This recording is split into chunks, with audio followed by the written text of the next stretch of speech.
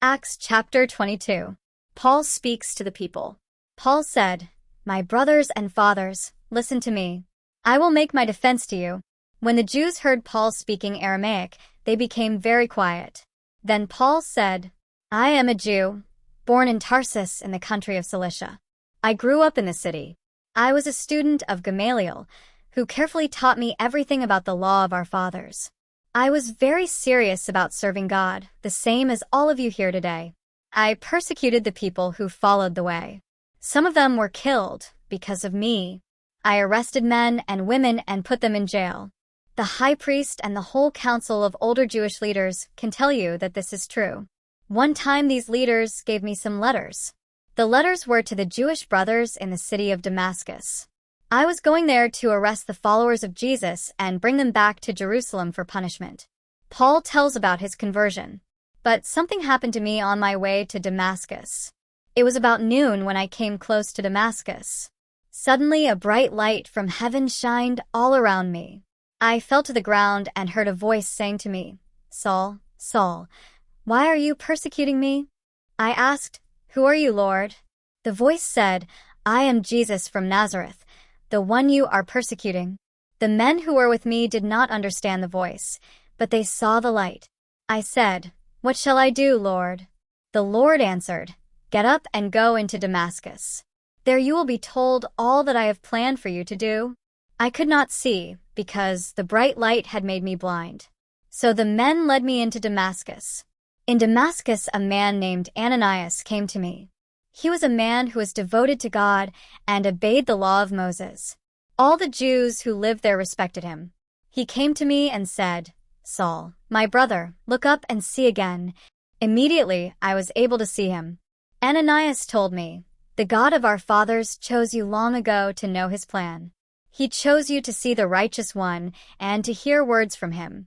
You will be his witness to all people. You will tell them what you have seen and heard. Now, don't wait any longer. Get up, be baptized, and wash away your sins, trusting in Jesus to save you." Later, I came back to Jerusalem. I was praying in the temple area, and I saw a vision. I saw Jesus, and he said to me, "Hurry and leave Jerusalem now. The people here will not accept the truth you tell them about me."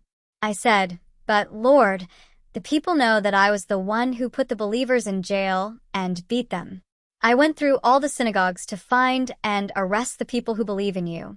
The people also know that I was there when Stephen, your witness, was killed. I stood there and agreed that they should kill him. I even held the coats of the men who were killing him. But Jesus said to me, 'Leave now. I will send you far away to the non-Jewish people.'" The people stopped listening when Paul said this last thing. They all shouted, "Get rid of this man. He doesn't deserve to live." They kept on shouting, ripping off their clothes and throwing dust into the air. Then the commander told the soldiers to take Paul into the army building and beat him. He wanted to make Paul tell why the people were shouting against him like this.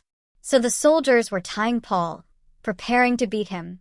But he said to an army officer there, "Do you have the right to beat a Roman citizen who has not been proven guilty?"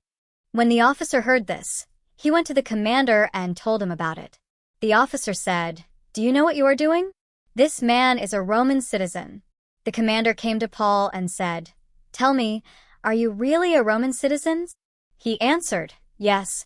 The commander said, "I paid a lot of money to become a Roman citizen." But Paul said, "I was born a citizen." The men who were preparing to question Paul moved away from him immediately. The commander was afraid because he had already put Paul in chains, and he was a Roman citizen. Paul speaks to the Jewish leaders. The next day the commander decided to learn why the Jews were accusing Paul. So he ordered the leading priests and the whole high council to meet together. He had Paul's chains taken off and had him brought in to face the council.